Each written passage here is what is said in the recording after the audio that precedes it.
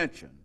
And of course, Ms. Patton, before we had our second commercial break, we were talking about the Ida B. Wells internship, journalism internship program. And let's give you an opportunity to give us some information relative to the funding of that program and some of the other things that you think that young people might be interested in, who might be concerned about this program, or perhaps some other people who might be concerned about how the program is funded. Let's talk about it from that perspective. All right.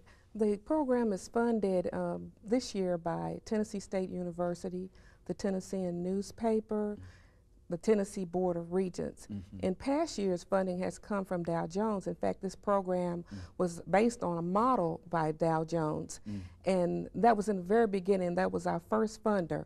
And Middle Tennessee State University and Nashville Tech also have participated over the years. So we try to get around and get different resources from whoever is available, and that helps the students because they are allowed to, for example, at Nashville Tech, the students are allowed to go into the dark room and use the dark room there and produce their pictures. So that's been a real asset to us in the past.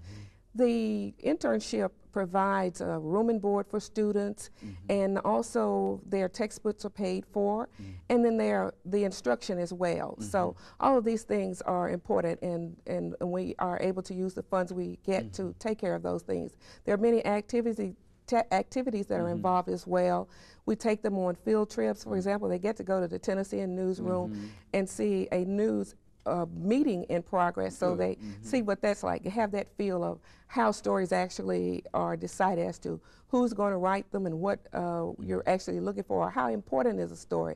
And as I said earlier, that's one reason that we need more African Americans, because they need to be in those meetings when they decide what is important, and what's important to one community may not be to another community. So that's what we're trying to do.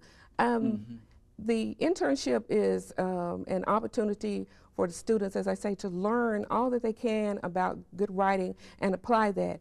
And it's not so important to us that they go into journalism. Of course, we would like for them to go into journalism, but as I always tell them, that good writing is just the basis of everything that we do today. And they need to have that, and those skills are important to them in whatever careers that they choose. And we really want to see them, to stretch out. And it's really exciting when you see a student, because every year you have, when you bring them together, the mix of students, you always have one or two who just stand out, and you know that there's something special going on here, and you do have a pretty good idea that you will see this student again. If not locally, maybe nationally, we never know. And we're looking for that, one day we will have someone who has that national attention. As a matter of fact, I think that in a real sense, this serves as a real encouragement to some of these young people. And over the last 9 years, you've had an opportunity to touch on just a large number of them. And I would imagine you've got some kind of report to say about one or two of them who've been able to accomplish something during this period. Well, we have Kim Green, who works at the Tennessean newspaper in the sports department, and she came from our program. Then there's Dawn Majors, who was in our program maybe 6 years ago, and she just recently graduated from Tennessee State University, and she is a photographer. So we have writers, and then we have photographers as well. So the program is important, and then we have some people who have also sent in freelance materials to local newspapers, and one young woman is working now with the Urban Journal, which is one of the alternative papers in the city. Very good. And so during this last 2 minutes that we have here, let's give you an opportunity to say some other things about the program, or some of the things that you feel will be important in terms of your success. But more specifically, what we'd like to do, since you are working with young people, is to talk about, give you an opportunity to talk about, and perhaps to our young people, and tell them what they have to do in order to be successful, and that kind of information. Well, the most important thing to do to be successful to me is to stick to something. You have to have a dream, and you have to stick to it. It has to be your focus. You've got to have some kind of drive. What I'm seeing much of today with young people that I work in, you don't see that drive anymore that I say we had when I was growing up. But that is so important now.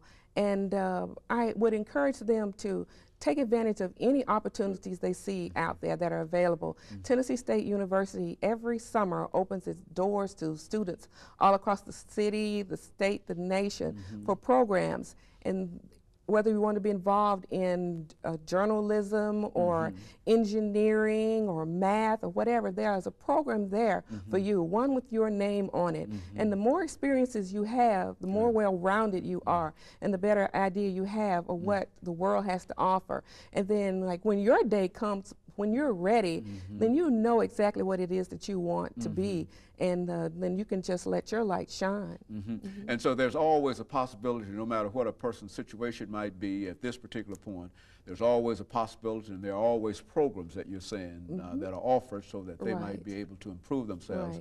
And if they don't do so, then the only person that they will have to blame is themselves. Is that, That's right. Is that essentially what? That's right. And I wish parents would be more encouraging of their kids. Very good. And let me, Ms. Patton, thank you for bringing that excellent information about minorities in journalism and the entire effort that you and the State Board of Regents and the Tennessean and others are making in order to increase this number. And let me encourage our audience to tune in again next week for another informative edition of Comments.